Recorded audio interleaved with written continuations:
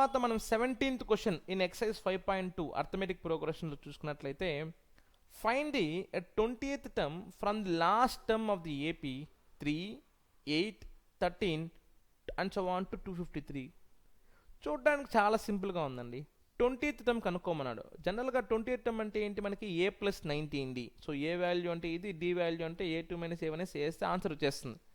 కానీ ఇక్కడ క్వశ్చన్ బాగా చదివితే 20th టర్మ్ కనుక్కోమనేది స్టార్టింగ్ నుంచి కాదు, 20th term from the last term అంటే వెనకాల నుంచి, వెనకమాల బ్యాక్ సైడ్ నుంచి కనుక్కోమన్నాడు. ఓకేనా?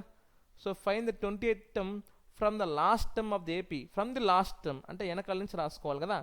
సో ఇలాంటి ప్రాబ్లమ్స్ ఏం చేయాలంటే మనము క్వశ్చనే మనం రివర్స్ రాసుకుంటాం. అంటే లాస్ట్ టర్మ్ నుంచి కనుక్కోమన్నాను కాబట్టి అది ఫస్ట్ రాసుకుంటాం. చాలా సింపుల్ చూడండి. ఇప్పుడు లాస్ట్ నుంచి నువ్వు ఎన్నో ర్యాంక్ అంటే లాస్ట్ వన్ని మనం ఫస్ట్గా కౌంట్ చేద్దాం అట్లా. సో అప్పుడు ఏమవుతుంది మనకి సిరీస్ చూడండి. So series in reverse order ఏమవుద్ది 253, దాని పక్కన నెంబర్ తెలీదు అండ్ సో ఆన్. లాస్ట్లో ఏమైంది మనకి 13, 8 అండ్ 3. ఇప్పుడు ఏ వాల్యూ వచ్చి 253, అది మనకు తెలిసిందే.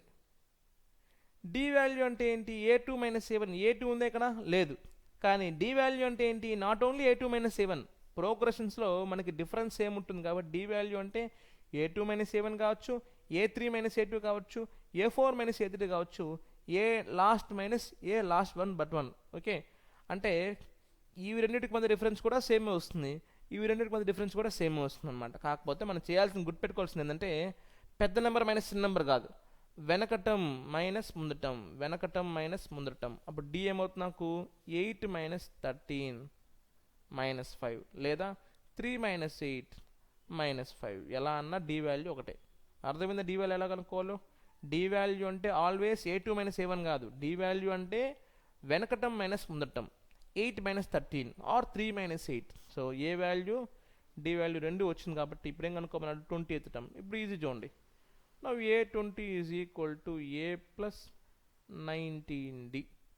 ఏ value 253 + 19 into d value -5. 253 plus into minus minus 19 5 are 95.